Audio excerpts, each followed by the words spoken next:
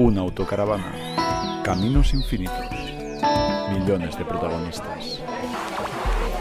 Mr. Gorbachev, open this gate.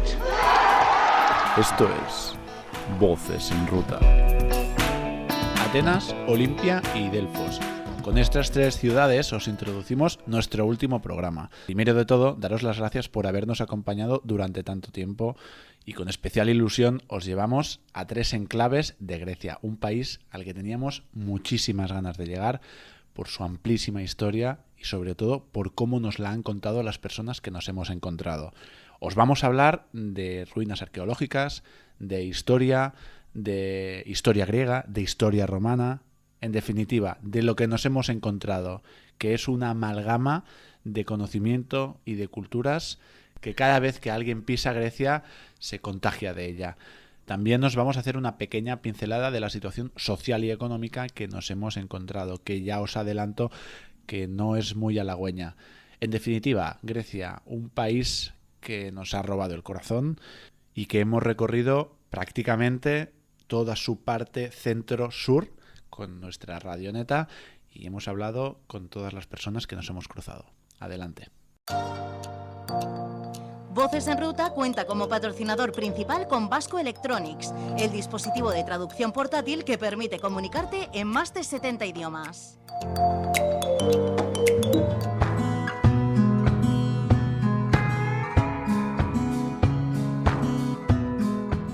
La radioneta llega a Grecia. Voces en Ruta viaja miles de años atrás para recorrer los inicios del pensamiento. La Grecia antigua puede presumir de haber dado los primeros pasos del arte, la ciencia, la filosofía y la democracia.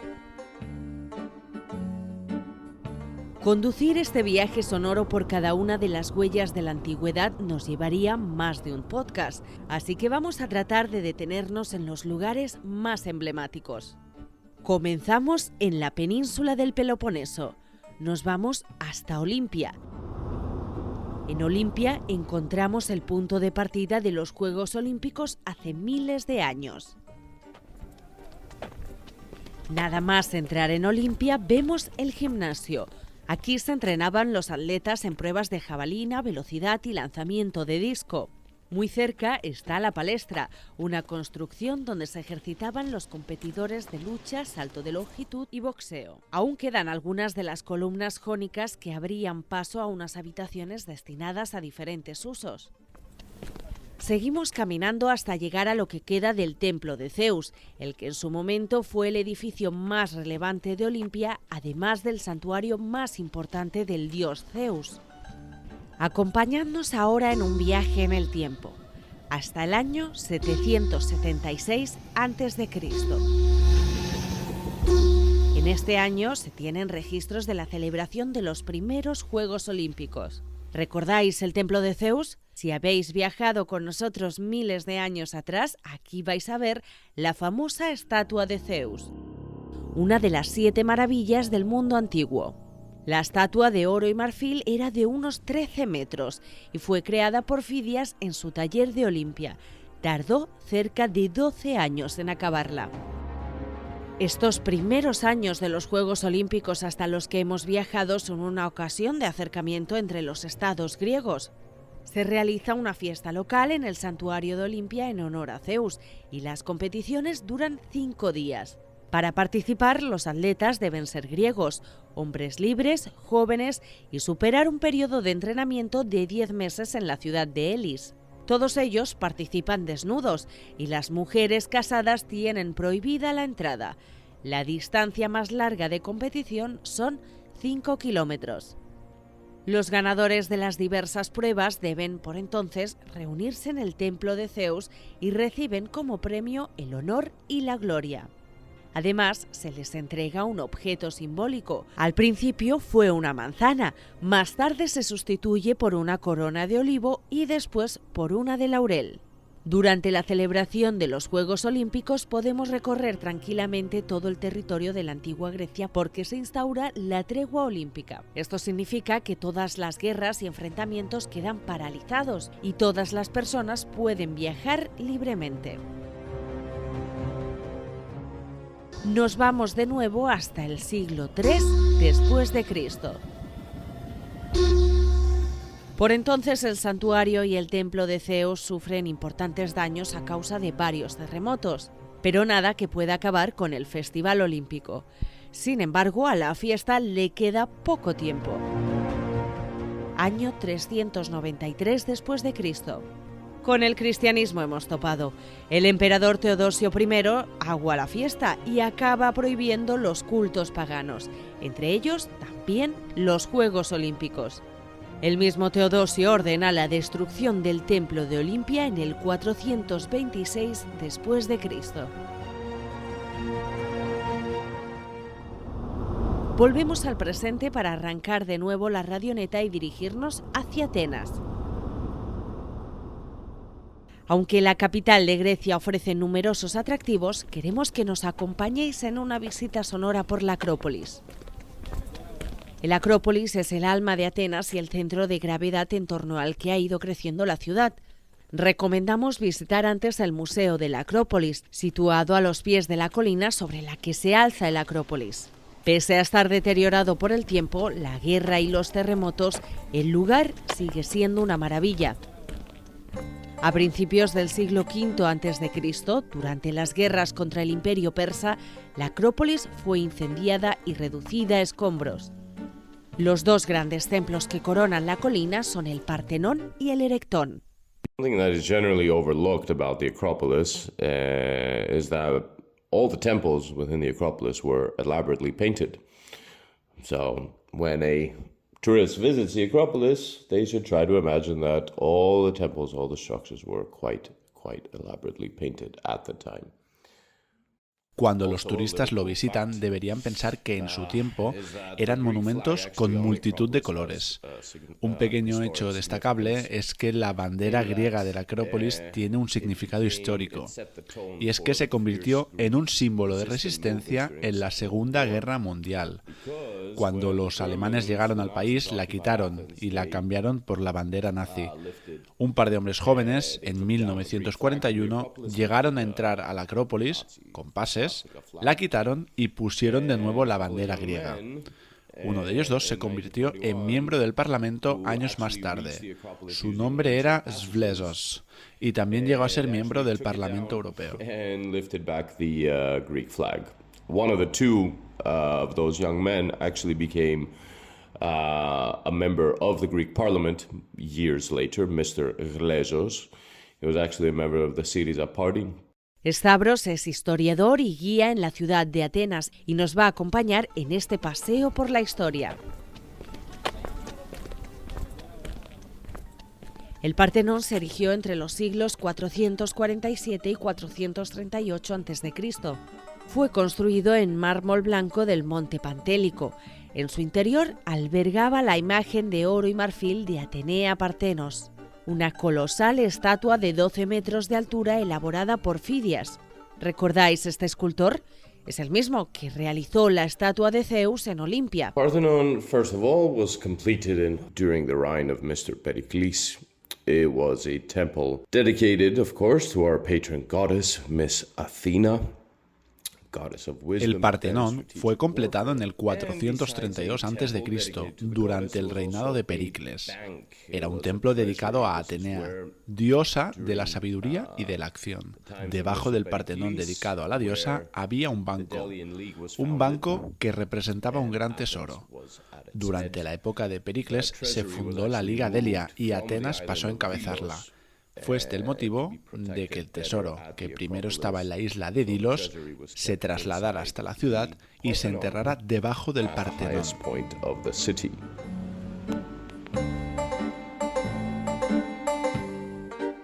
En el friso del Partenón se representaba la procesión de las Panateneas, el festival religioso más importante que se llevaba a cabo en Atenas. A lo largo de las 4 caras del edificio se desarrollaba la escena, incluyendo más de 300 figuras humanas, dioses y bestias.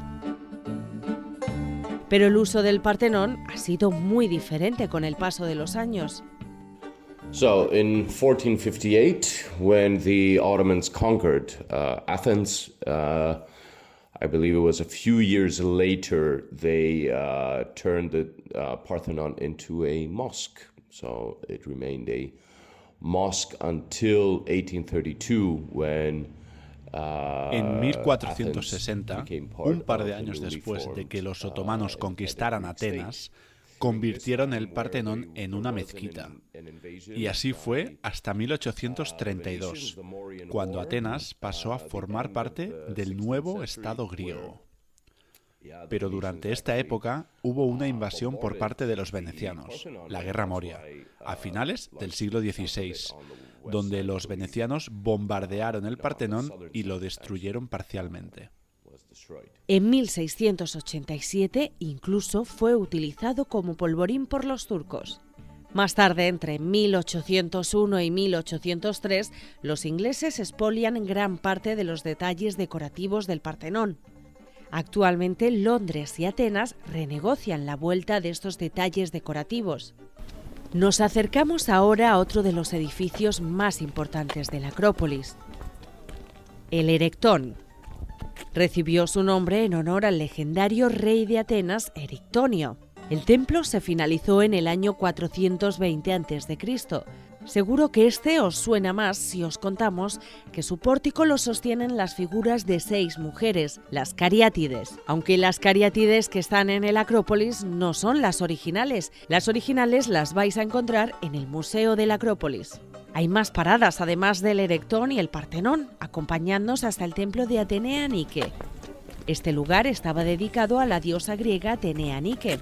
En la ladera suroeste de la Acrópolis encontramos el Odeón de Herodes, un teatro construido por Herodes Ático en memoria de su esposa. El teatro podía albergar hasta 5.000 personas. Y aún hoy, con un poco de suerte, se puede disfrutar de alguna representación teatral. Hay mucho más que visitar en Atenas, pero nosotros vamos a seguir nuestro recorrido por la antigua Grecia para llegar hasta Delfos. Delfos está situado a 2 horas y media en coche desde Atenas. Bienvenidos al ombligo del universo. O al menos así lo establece la mitología griega. Según esta, Zeus lanzó 2 aves rapaces desde los extremos del mundo para recorrer la misma distancia y encontrarse en el punto central, Delfos. Aquí está el oráculo más consultado para la antigua Grecia. Los peregrinos llegaban desde cualquier rincón para que la Pitia diera respuesta a sus preguntas. La Pitia era una sacerdotisa, o incluso varias, que se encargaba de trasladar el mensaje de los dioses. Eran sacerdotisas consagradas al dios Apolo y pasaban el día rindiéndole culto. Las Pitias se elegían por una serie de cualidades especiales, concretamente por su capacidad para entrar en trance. El lugar más sagrado de Delfos es el templo de Apolo. Aquí se encontraba el Aditón, desde donde la Pitia hacía sus predicciones. En el lugar había una grieta en la tierra por la que salían vapores que hacían que la Pitia entrara en trance. Desde ese lugar, sentada en una silla, emitía los oráculos. Volviendo a nuestro presente, tenemos que decir que justo en ese lugar donde se sentaba la Pitia, los geólogos han determinado que se produce el cruce de 2 fallas.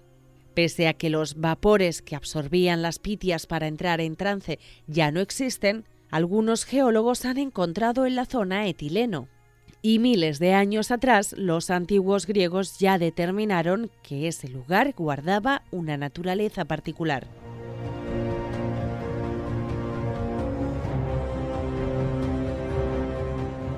Hasta aquí el viaje por 3 de los lugares más emblemáticos y mitológicos de Grecia. Volvemos a arrancar la radioneta.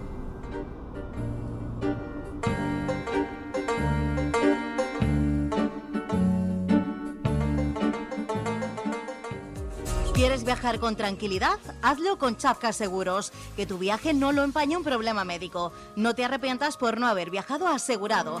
Chapka Seguros, patrocinador de Voces en Ruta, te lo pone fácil. Tú solo preocúpate de disfrutar y llenar la maleta de buenos recuerdos. Chapka Seguros se preocupa de tu salud.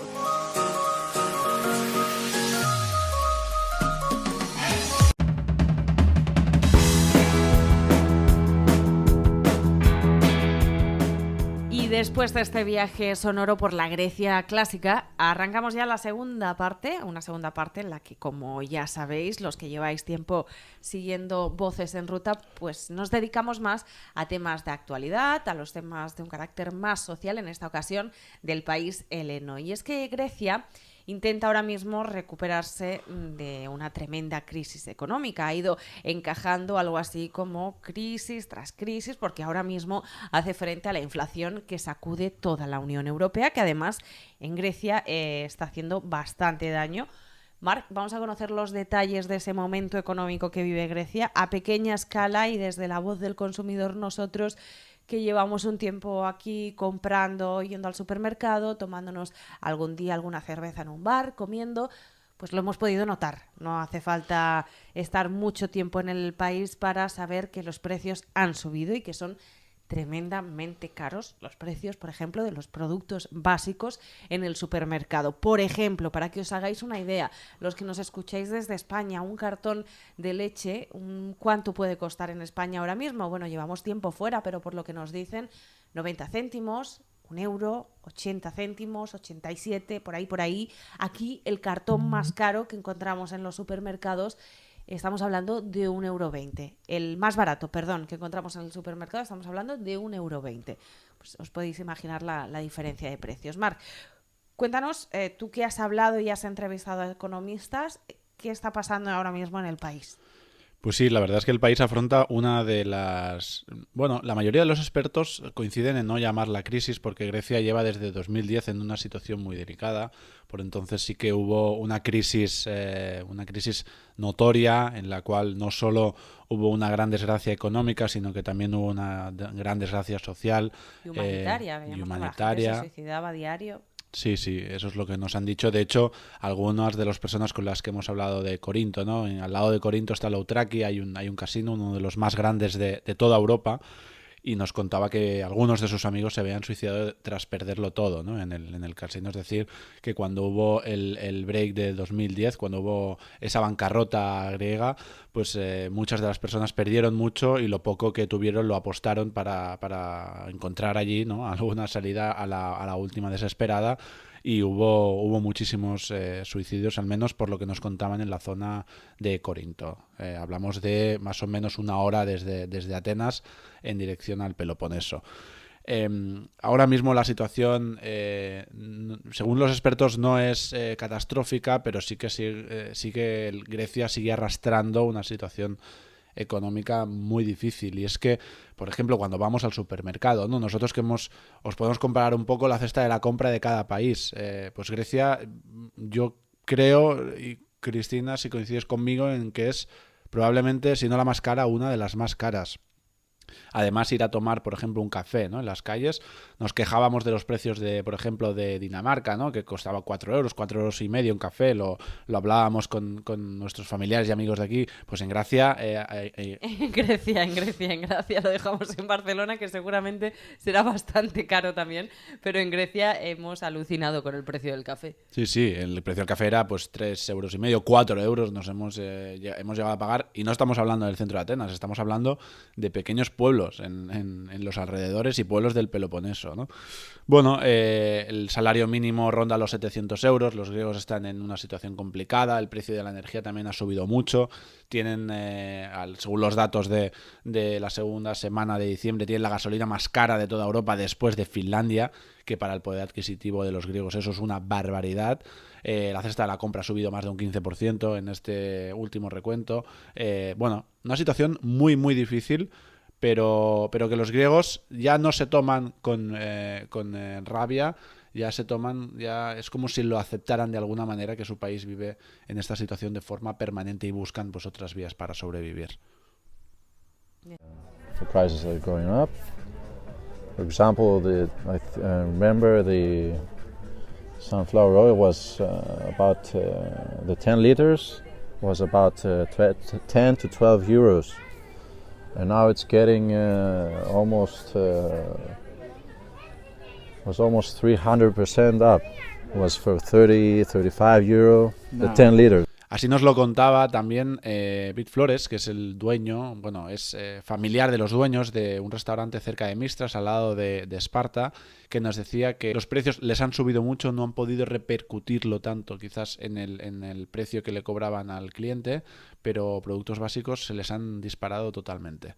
Oh, the winter time, yeah, the winter time, we pick all our olive oils, those who have olives, and the orange trees, yes.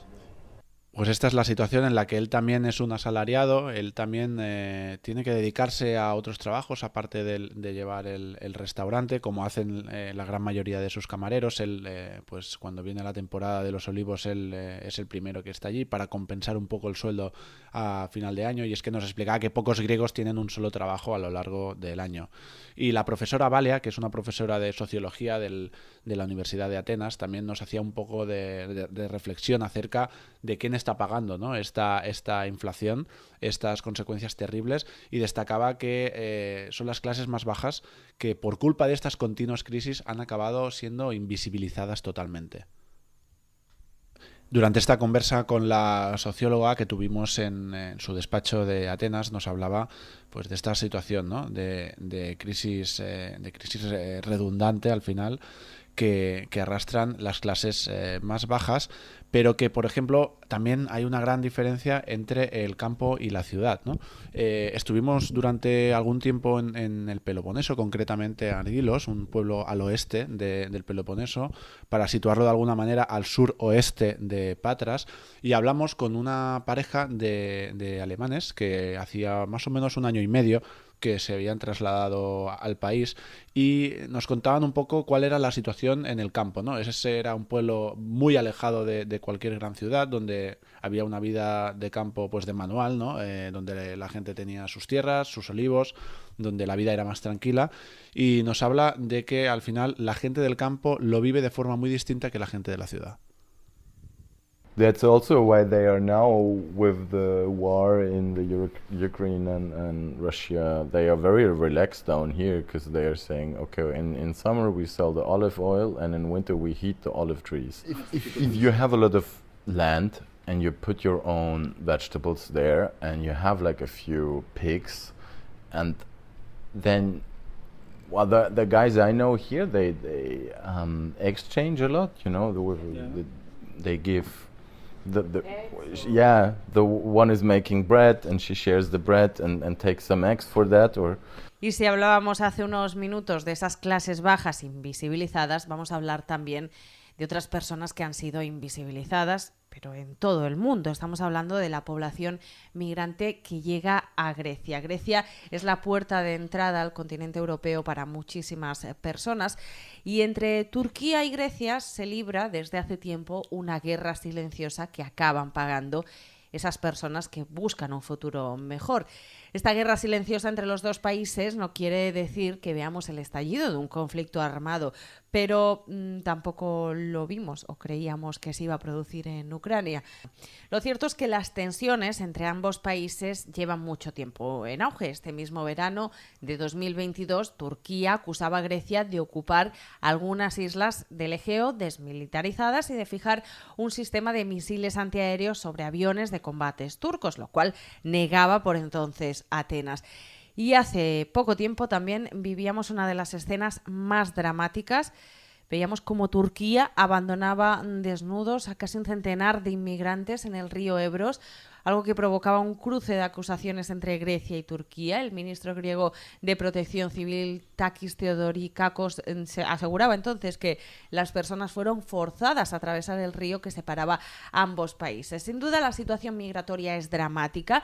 La llegada de personas descendía durante los años de pandemia, durante los años del COVID, pero este año los balances vuelven a disparar las cifras de migrantes que llegan hasta Grecia.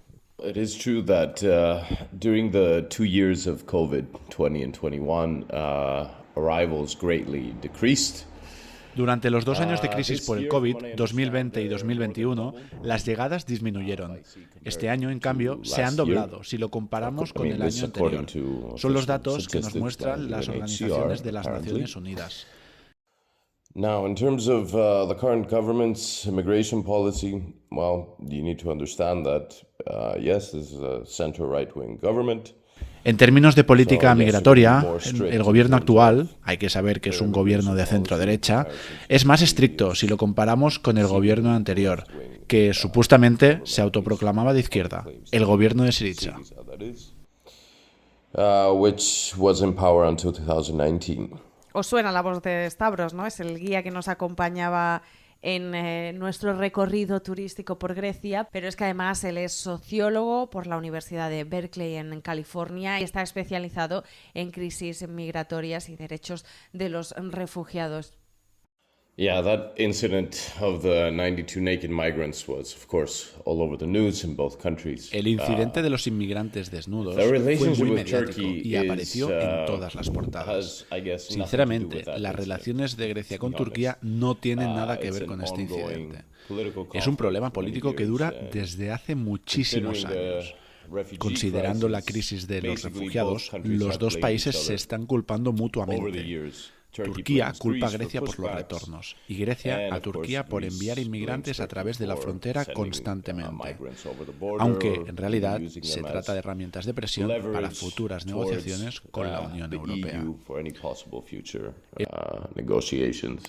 Y el abandono de los migrantes desnudos en el río Ebro no era el único drama que vivíamos en estos últimos meses, y es que el servicio de guardacostas turco rescataba el pasado 22 de diciembre a 43 personas, localizando cadáveres también de otras dos que trataban de cruzar el mar Egeo hasta la isla griega de Samos, acusando a las autoridades griegas de haberlos devuelto ilegalmente hacia aguas de Turquía. Y entre acusación y acusación, lo que hacen ambos países es cambiarse la pelota de tejado, realizar devoluciones en caliente, lo cual es ilegal. Y esta historia nos suena demasiado porque también la vivimos en España.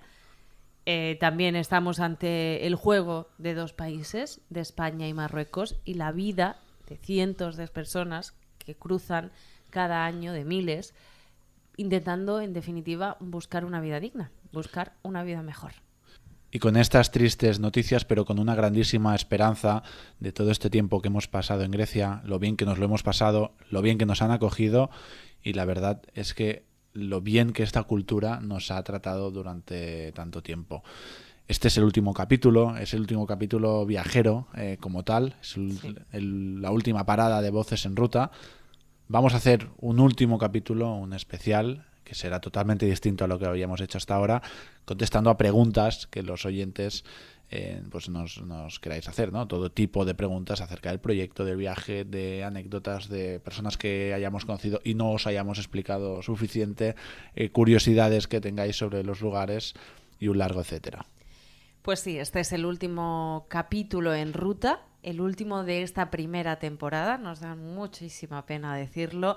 Haremos un extra porque no nos podemos despegar de este proyecto, así que habrá un bonus track para resolver cuestiones, para contestar vuestras preguntas. Si queréis saber más sobre qué va a ser del proyecto ahora mismo, vamos a dar respuesta en un bonus track, en un ultimísimo episodio de Voces en Ruta, pero sí es cierto que este viaje sonoro, este mapa sonoro que dibujamos cada 10 días, acaba en este episodio número 12. Ha sido un placer. Muchísimas gracias a todos los que nos habéis escuchado, a todos los que os habéis interesado por el proyecto, a todos los que nos habéis dado vuestro testimonio y que ha formado parte de Voces en Ruta en cada país, en cada rincón que hemos visitado. Y sobre todo, muchísimas gracias, tengo que tragar saliva porque me emociono, a todos los griegos, porque lo que hagan sus mandatarios no tiene nada que ver con el pueblo griego. Nos han recibido durante prácticamente un mes,